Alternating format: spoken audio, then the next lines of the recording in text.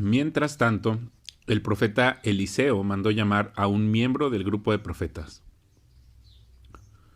«Prepárate para viajar», le dijo, «y llévate este frasco de aceite de oliva. Ve a Ramot de Galaad y busca a Jehú, hijo de Josafat, hijo de Nimsi. Llévalo a un cuarto privado, lejos de sus amigos, y derrama el aceite sobre su cabeza. Dile, esto dice el Señor, yo te unjo para que seas rey de Israel. Luego abre la puerta y corre por tu vida». Entonces el joven profeta hizo lo que se le indicó y fue a Ramot de Galaad. Cuando llegó encontró a Jehú sentado junto con otros oficiales del ejército. «Tengo un mensaje para usted, comandante», le dijo. «¿Para quién de nosotros?», preguntó Jehú. «Para usted, comandante», le contestó. Entonces Jehú dejó a los otros y entró en la casa. Acto seguido, el joven profeta derramó el aceite sobre la cabeza de Jehú y dijo, «Esto es lo que el Señor Dios de Israel dice. Yo te unjo rey del pueblo del Señor, Israel. Tú destruirás a la familia de Acab, tu amo. Así vengaré el asesinato de mis profetas y de todos los siervos del Señor a quienes Jezabel mató. Es preciso que toda la familia de Acab sea aniquilada. Destruiré a cada uno de sus descendientes varones, tanto esclavos como libres, en todo Israel. Destruiré a la familia de Acab, así como destruí a las familias de Jeroboam, hijo de Nabat, y de Baasa, hijo de Ahías. Los perros se comerán a Jezabel, la esposa de Acab, en la parcela en Jezreel, y nadie la enterrará». Enseguida el joven profeta abrió la puerta y salió corriendo.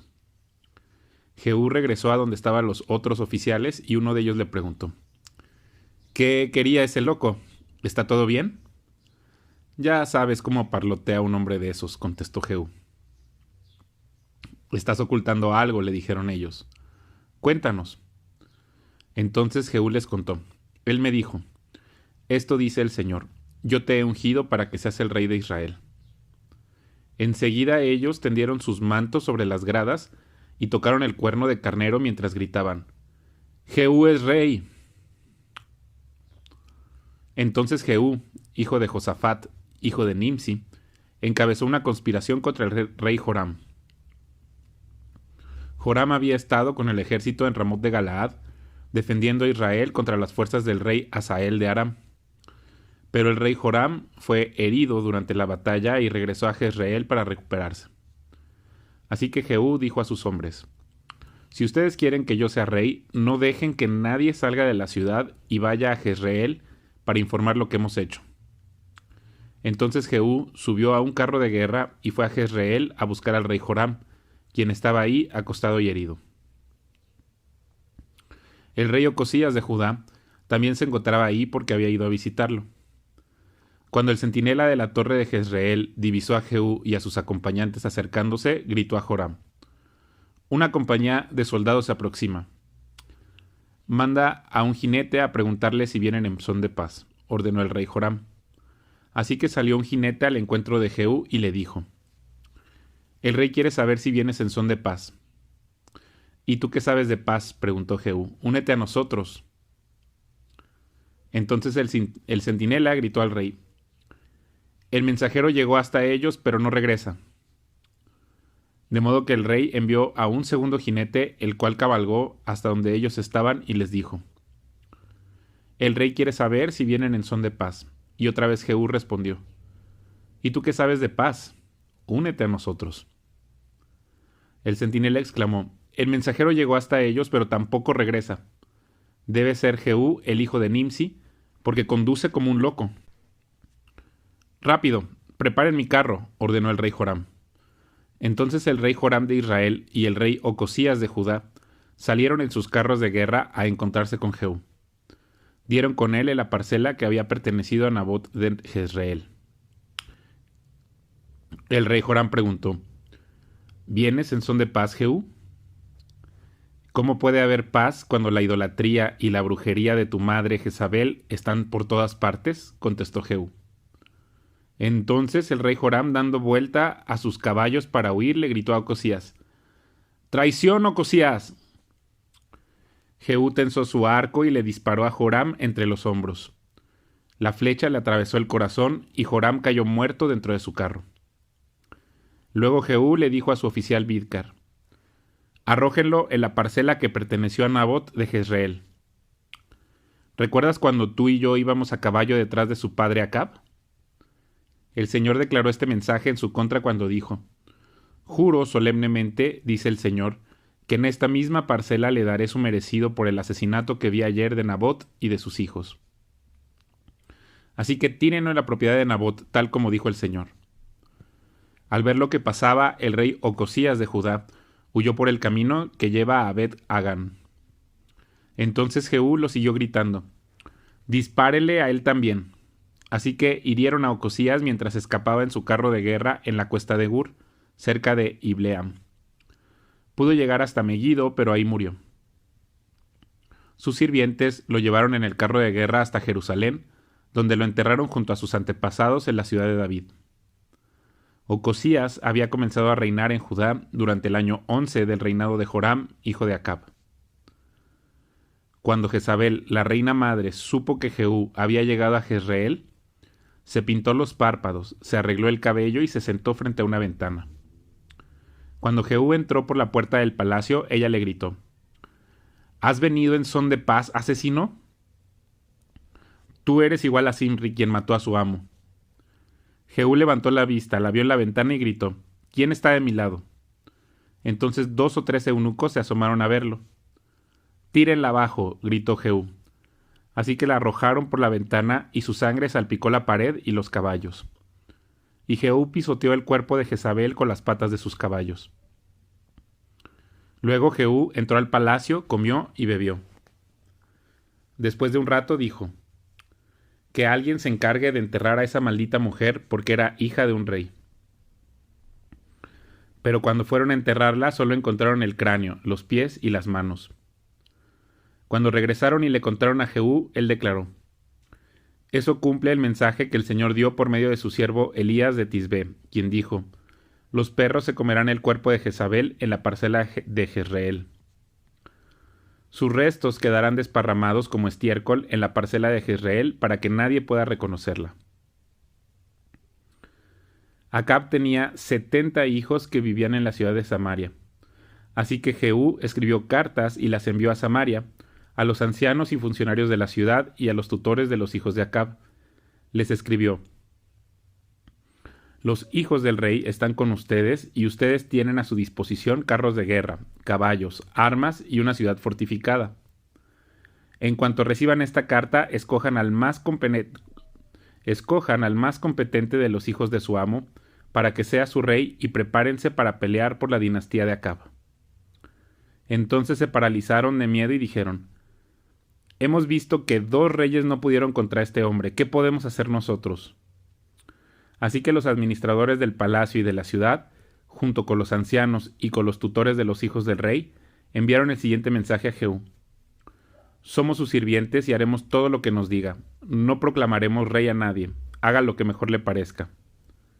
Jehú respondió con una segunda carta: si ustedes están de mi lado y van a obedecerme, tráiganme a Jezreel la cabeza de cada uno de los hijos de su amo mañana a esta hora. Los 70 hijos del rey estaban al cuidado de los líderes de Samaria, en donde se les había criado desde la niñez. Cuando llegó la carta, los líderes mataron a los 70 hijos del rey, pusieron las cabezas en canastos y se las entregaron a Jehú, quien estaba en Jezreel.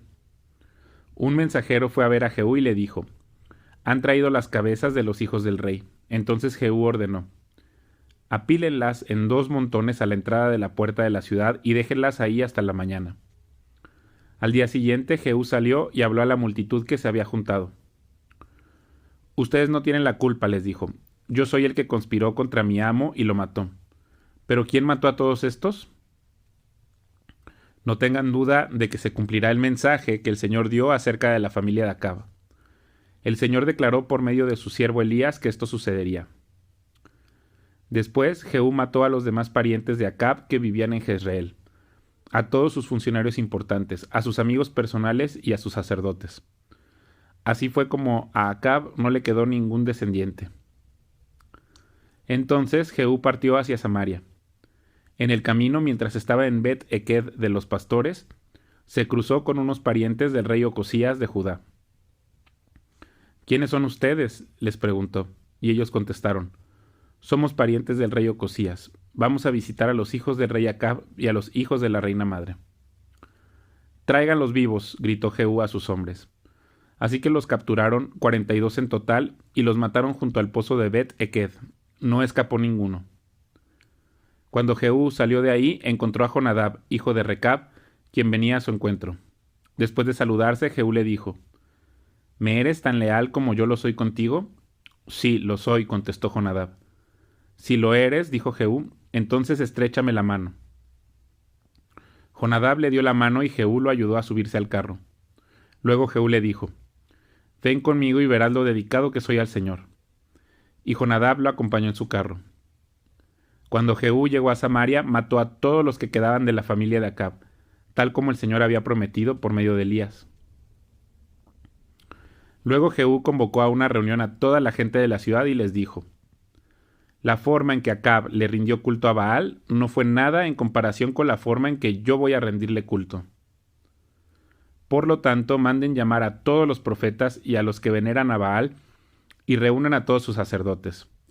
Asegúrense de que vengan todos, porque voy a ofrecer un gran sacrificio a Baal. Cualquiera que no venga será ejecutado. Pero el astuto plan de Jehú consistía en destruir a todos los que rendían culto a Baal. Después Jehú ordenó: preparen una asamblea solemne para rendir culto a Baal. Así que lo hicieron. Mandó mensajeros por todo Israel para convocar a los que veneraban a Baal.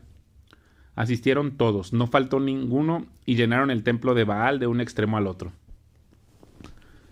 Entonces Jehú le indicó al encargado del guardarropa: asegúrate de que todos los que rinden culto a Baal tengan puesto uno de estos mantos.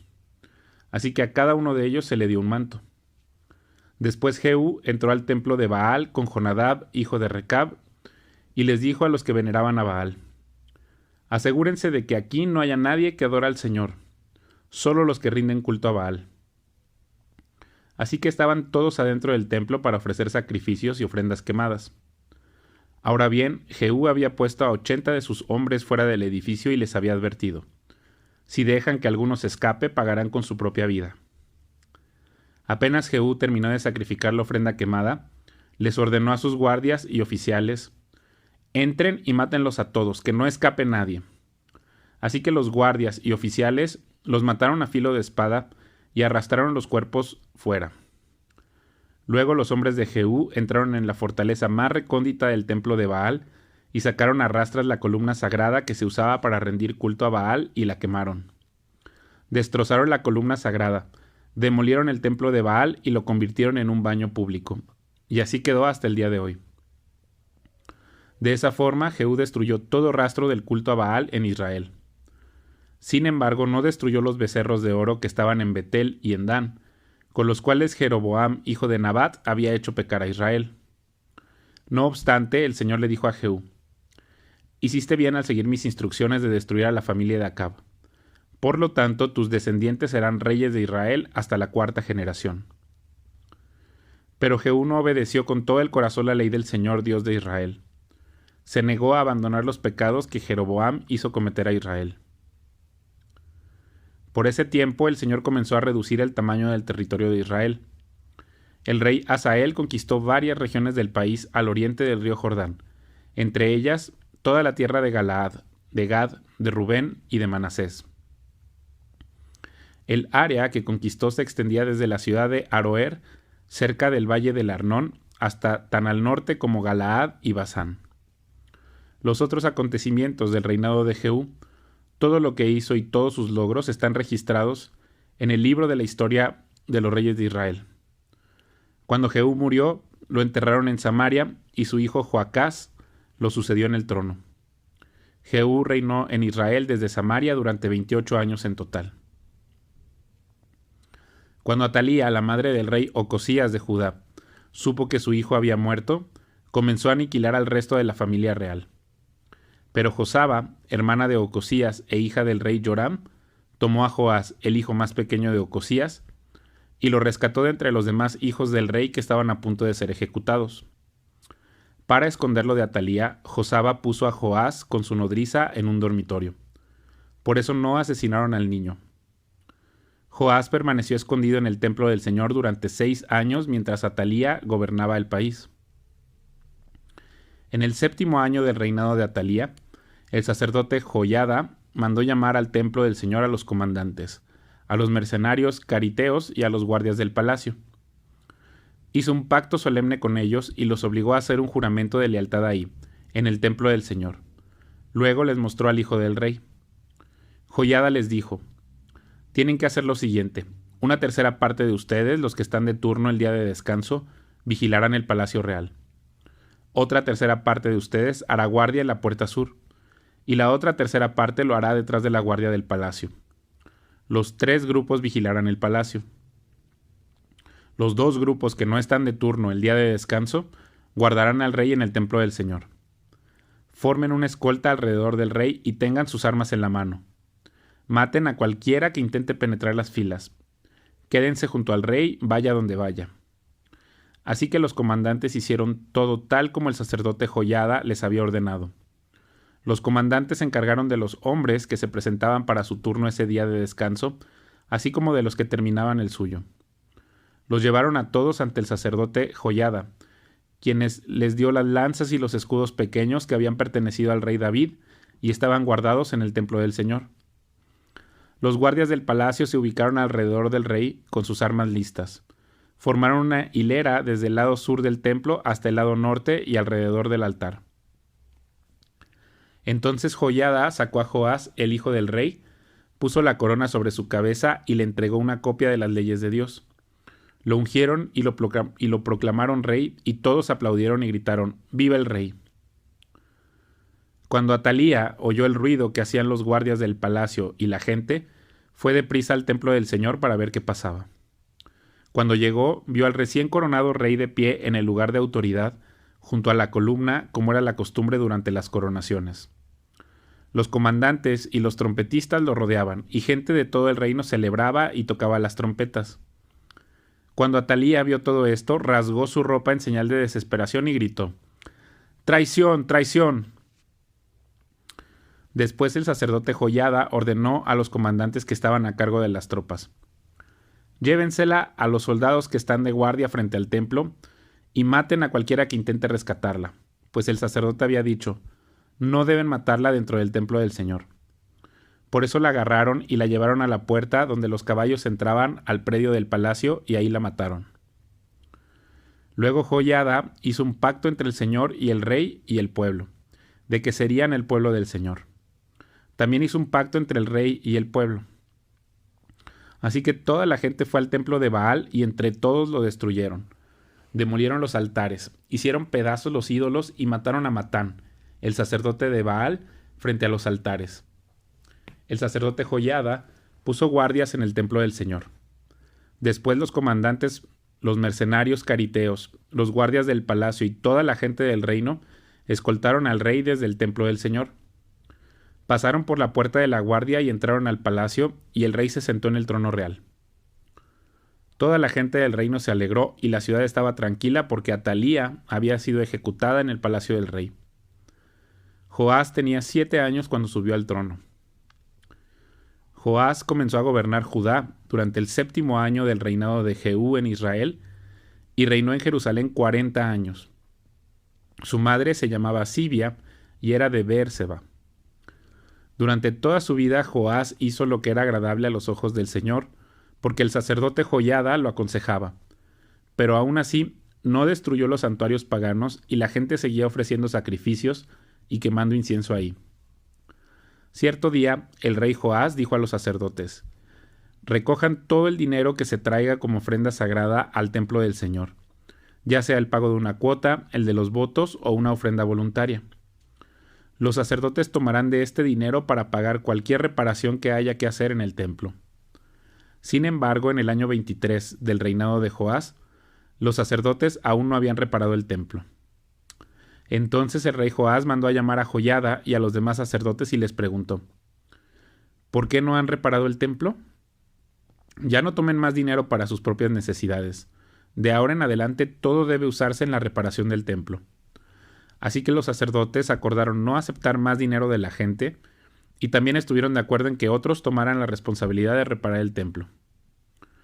Luego el sacerdote Joiada tomó un cofre grande, le hizo un agujero en la tapa y lo puso al lado derecho del altar en la entrada del templo del Señor. Los sacerdotes que cuidaban la entrada ponían dentro del cofre todas las contribuciones de la gente. Cada vez que el cofre se llenaba, el secretario de la corte y el sumo sacerdote contaban el dinero que la gente había traído al templo del Señor y después lo metían en bolsas. Luego, entregaban el dinero a los supervisores de la construcción, quienes a su vez lo usaban para pagarle a la gente que trabajaba en el templo del Señor. Los carpinteros, los constructores, los albañiles y los picapiedreros. También utilizaron el dinero para comprar la madera y la piedra labrada necesarias para reparar el templo del Señor, y pagaron todo tipo de gasto relacionado con la restauración del templo. El dinero que se traía al templo no se usó para hacer copas de plata, ni despabiladeras, tazones, trompetas, ni otros objetos de oro o de plata para el templo del Señor. Se asignó a los trabajadores, quienes lo utilizaron para hacer las reparaciones del templo. No fue necesario pedir cuentas de este dinero a los supervisores de la construcción, porque eran hombres honestos y dignos de confianza. Sin embargo, el dinero que se recibió de ofrendas por la culpa y de ofrendas por el pecado no se llevó al templo del Señor. Se le entregó a los sacerdotes para su uso personal. En esos días, el rey Hazael de Aram entró en guerra contra Gat y la tomó. Luego se dirigió a atacar Jerusalén. Entonces el rey Joás recogió todos los objetos sagrados que Josafat, Joram y Ocosías, los reyes anteriores de Judá, habían dedicado junto con los que él mismo había dedicado. Después le envió todo a Hazael, junto con el oro que había en los tesoros del templo del Señor y en el palacio real. Como resultado, Hazael suspendió su ataque a Jerusalén. Los demás acontecimientos del reinado de Joás y todo lo que hizo están registrados en el libro de la historia de los reyes de Judá. Ahora bien, los funcionarios de Joá conspiraron contra él y lo asesinaron en Bet Milo, rumbo a Sila. Los asesinos eran consejeros de confianza: Josacar, hijo de Simeat, y Josabad, hijo de Somer. Joás fue enterrado con sus antepasados en la ciudad de David. Luego su hijo Amasías lo sucedió en el trono.